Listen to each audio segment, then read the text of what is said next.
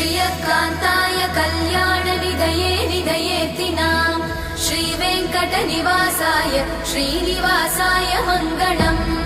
लक्ष्मी सविभ्रमालोकसुभ्रूविभ्रमचक्षुषे चक्षुषे सर्वलोकानां वेङ्कटेशाय मङ्गलम्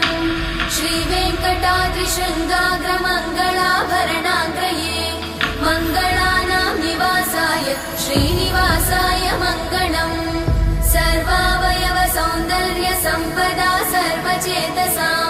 सदा सम्मोहनायास्तु वेङ्कटेशाय मङ्गलम् नित्याय निरवध्याय सत्यानन्दचिदात्मने सर्वान्तरात्मने श्रीमद् वेङ्कटेशाय मङ्गलम् स्वतः सर्वविदे सर्वशक्तये सर्वशेषिणे सुलभाय सुशीलाय वेङ्कटेशाय मङ्गलम्।